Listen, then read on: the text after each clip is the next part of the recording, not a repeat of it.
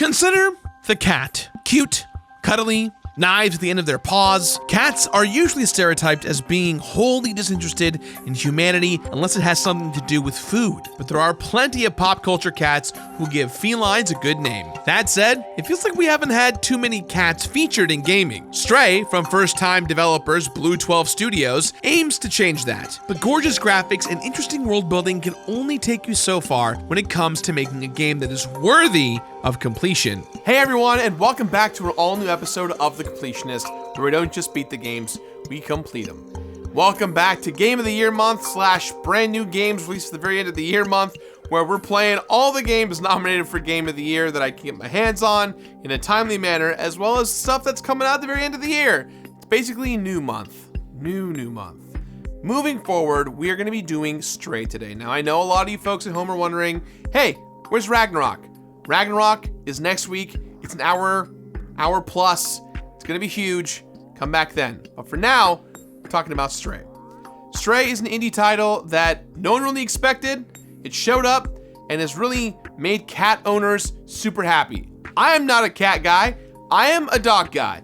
So I can confidently say that this game gets a finish it. And not because I am a dog guy, but because as far as the game about cats go, it's leaving a little bit more to be desired, and I will tell you all about it right now. But before we do that, a big shout out to all of our patrons at home who gave us all of the cat photos you're going to be seeing throughout this video. So shout outs to them. If you want to be a part of the show, check out our Patreon down in the description box below. Let's begin. Yes! All glory goes to the winner.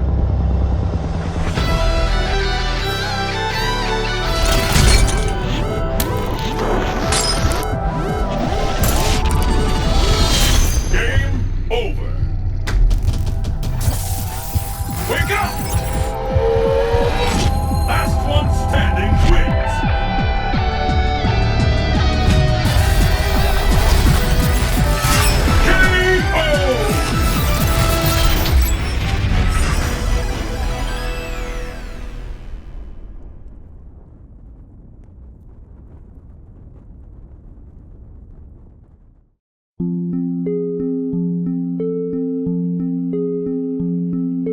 When Stray was announced in 2020 during a PlayStation Future of Gaming event, it became the internet's favorite game they wouldn't be able to play for several years. The extremely good announcement trailer combined with the PS5's lack of big-ticket games made interest in Stray a no-brainer, though Stray is not actually a PlayStation exclusive since it's also available on Steam. Still, the cute cat plus sad robots equation looked to be a formula for success. Stray's release was delayed a handful of times since that intriguing first trailer, but as we all know, that's not unusual in game development, let alone during a pandemic. BlueTwelve Studios, the French team who created Stray, actually began development on this game in 2015. The studio's founders, Kula and Viv, wanted to create an independent project after having spent years working at Ubisoft. The concept started off simply, what if the player could explore an interesting world as a cat? The team was inspired by the Kowloon walled city, a densely packed urban environment, figuring that the narrow alleyways and verticality of the city would make a great cat playground that players would want to dive into. When hit-making indie publisher Annapurna Interactive reached out in 2016 to publish Stray, it seemed like the game was headed for greatness. And yet, Stray only just came out in the summer of 2022. The developers did not rush, wanting to make an intricately detailed world that felt true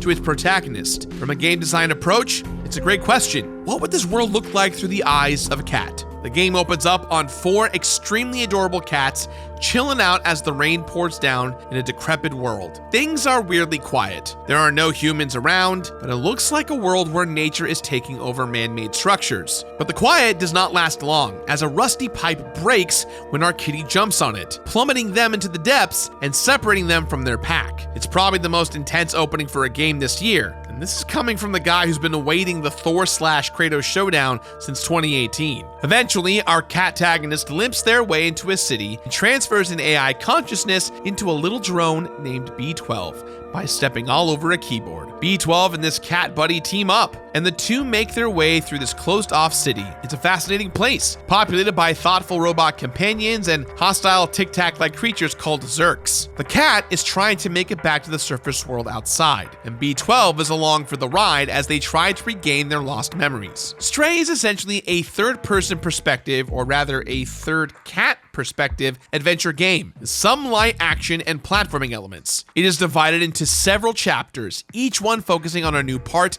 of the underground city. Every area has a couple of main objectives, usually tied to reaching a certain location, collecting items, and chatting with certain characters. And when you're not actively doing that, there are also side quests to engage with, which are very much in the adventure game mold of finding and exchanging different items or going on an extended fetch quests. Ironic, I get it. Stray is a game that wants players to fully explore every new area, hopefully finding B12's lost memories or cute little cosmetic badges to put on your kitty backpack. Our cat is nimble, able to make some pretty sick jumps and squeeze through lots of narrow openings, but they can't exactly turn a door handle or holster a weapon. If you want to find all the collectibles and even have a chance of completing Stray, you're going to really need to observe your surroundings and start thinking like a cat, because that is the real secret to completing Stray. There are 25 trophies to earn on PS5, and a good number of them are tied to doing kitty things for no discernible reason, like meowing 100 times, scratching stuff up in every chapter. And then there are the trophies that can only be earned by mastering the technical stuff, such as not getting hit in a specific chase sequence or not killing any enemies in a heavily infested area. Now, I will have to do a minimum of 2 playthroughs, as there is a speedrunning component where I'll have to beat the whole game in under 2 hours. So one run where I can take my time and soak in the impeccable vibes, and another where I'll be tearing through the place like it's 2 a.m. and I've got a bad case of the zoomies. Stray does a bunch of things exceptionally well. From the start, I was hopelessly charmed by the tiniest meows and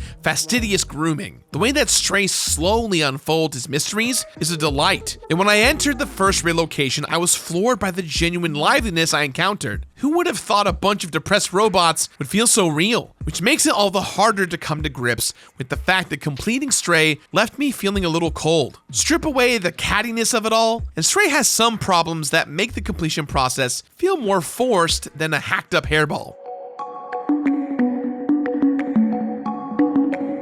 Alright, here's the thing. I know everyone f***ing loves this game. I know that Stray was kind of the beloved underdog nominee in Jeff Keighley's Game Awards this year. So, I want to say up front that yes, Stray's world building is immaculate. The vibes are through the roof, from an art direction perspective. The criticisms that I have, as always, are from the perspective of someone who's trying to complete the game, poking, prying, and pushing Stray to its limits and finding a few flaws in the process. So, let's start with the good stuff. Something that the developers made a huge priority in Stray is having the player character move and act as realistically animated as possible, and it shows. Every frame of the cat licking its paws or making muffins on the carpet feels true to life. To my untrained eyes, this all seemed accurate. This cat can do all the things that makes cats so lovable and so annoying with just the press of a button. Knocking stuff off of ledges, landing in the middle of a complicated board game and scattering pieces everywhere. It's all here. The way of the cat. There's even a dedicated meow button, so you can run around a robot city meowing at everything you see and thoroughly confusing your own pets in real life. You can nuzzle up against the legs of some robot companions you meet, turning their TV display heads into big hearts. You can shred up a couch and even curl up on something cozy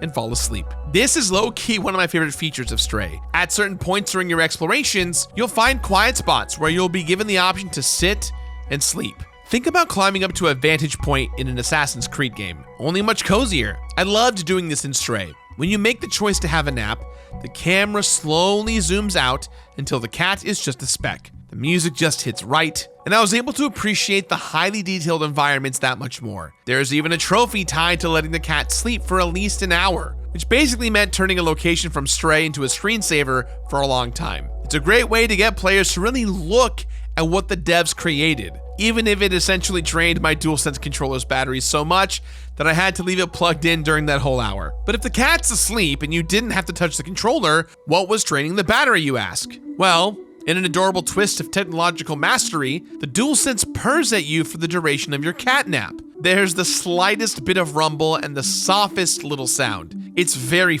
cute.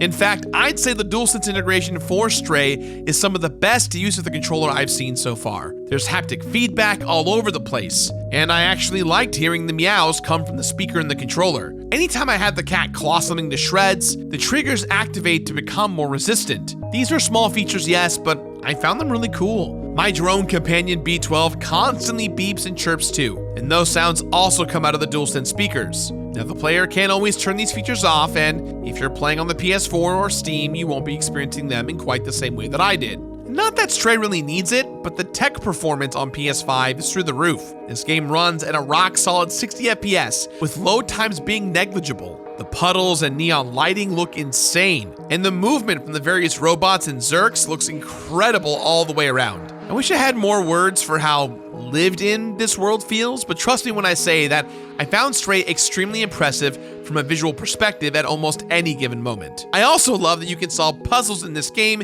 in pretty much whatever order you encounter them in. Since most puzzles require you to find and deliver certain items to NPCs, I appreciated that when I came across mission-critical MacGuffins, I could pick them up right away. I also think it's interesting that Stray was designed from the ground up as a game without a map feature. Though a mini-map and radar are something that would have been helpful to pinpoint a couple of hard-to-find collectibles, I liked having to internalize all the spaces. And there are some smart design choices for people seeking to find every secret. The most common collectible, BlueTwelve's memories, are easy to track since you can see how many there are to find in each chapter with a simple press of a button. The world feels extremely immersive, which surprised me as you would think controlling a cat would make you want to compare this game to something like Untitled Goose Game. Not so. Stray carves out its own distinct identity. Stray's world is beautiful, and exploring it feels exceptionally novel at first. Using BlueTwelve to chat with different robots and learning how this world came to be is initially intriguing. The first few times I snuck into an apartment by climbing up air conditioning units on the outside of a building felt really good. But the more I played Stray, the more the game started to feel a little limited, especially after that first zone. Here's where the justifications and defensiveness start. I love a game that has a specific limited scope. They are generally easier to complete. And there's nothing wrong with a linear experience featuring strong art direction, but from a completionist's perspective, Stray strikes me as feeling a little padded, and some achievements are just straight up frustrating, and reveal the shortcomings of the actual mechanics to play. For the first chunk of Stray, there is a ton of build-up and exposition about how dangerous the Zerk threat is. The robot citizens of the dead city are fearful to even open up a single door to the outside, for fear of the Zerk pouring in and destroying the population. There's a whole quest line about developing a weapon that can defeat Zerks, which manifests as a little flashlight that BlueTwelve can fry enemies with. It feels like the Zerk are going to be the main threat of Stray. So imagine my surprise when after an early chapter, this weapon is discarded and the Zerk never show up ever again. It's narratively strange and makes that chapter feel somewhat disconnected to the rest of the experience. Later, there are some forced stealth sections, which makes a little more sense in the context of the story, but do start to feel repetitive. At one point, Stray asks you to navigate a beautifully realized apartment complex by solid snaking your way past security drones with vision cones. I even had to hide in a cardboard box. Now, I did not hate these sections by any means. I just thought they didn't really match up with what the rest of the game was throwing at me, particularly when there's a trophy tied to making it through without being spotted once. I found that extra pressure being applied felt more restrictive than exciting. The actual platforming itself is also much more restrictive than it first appears, but I did not mind this as much as the arbitrary stealth or combat sections. Stray's climbing mechanics are much subtler than, say, Uncharted or The Last of Us or Assassin's Creed. As long as you keep a keen eye out, you can probably find a path where you want to go. However, as Stray goes on, I found that trying to navigate which surfaces I could climb on and which I couldn't became less intuitive. Maybe my slight dissatisfaction stems from my impression that the later areas in the game don't feel as fleshed out as the dead city. There is a gorgeous environment focused around a tree, but there isn't much to do there beyond clicking through some dialogue and a fetch quest that required me to find differently colored leaves. Midtown, the second big urban environment, feels a little needlessly confusing. Maybe I'm overthinking it though. I guess a cat could get a little turned around if they were suddenly dropped in the middle of the town square. I don't fault Stray for sticking to its guns, or rather its lack of guns. The developers were definitely not aiming to make an open world cat simulator, nor were they trying to make a straight up mascot platforming collectathon. Stray ends up being a thoughtful, contemplative adventure with a weird few difficulty spikes for completionists. And sadly, there isn't anything especially rewarding for those who manage to do every little thing. So with Stray being an indie game, I wanted to give a huge shout out to Ephemeral Tattoo, and it sounds super weird, but hear me out. We just had Indieland a couple of weeks ago. We raised over $50,000, and the whole point of hitting 50K was that I would get a temporary ephemeral tattoo, and I did, and it is of Shovel Knight. I don't know if you can see that. Can you see it?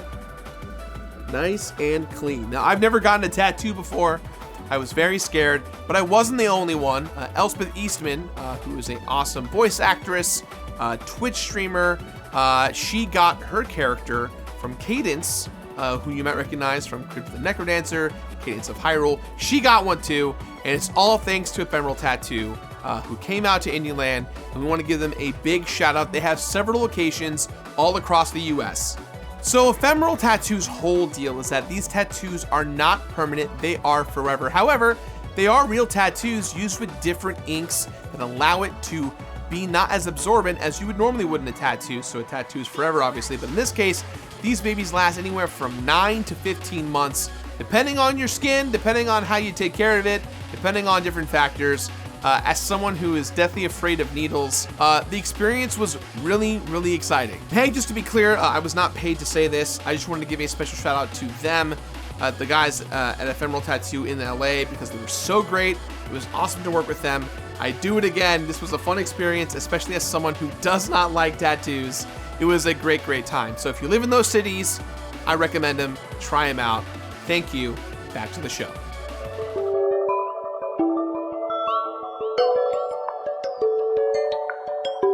With completing Stray, I had to operate in two modes. The first requires me being ultra thorough and ultra observant, and the second has me discarding all of those skills in favor of running in as straight as a line as possible towards the end of the goal. It's just what happens whenever we have a speedrunning achievement in a game. And although playing Stray slowly and thoughtfully feels pretty rewarding on its own, the speedrun and some other trophies soured my mood a bit overall. I wish I didn't sound so curmudgeonly, but during my speedrun, I really started to notice that the jumping in Stray doesn't feel all that satisfying. On the one hand, I like that the game was designed so that you can never miss a jump.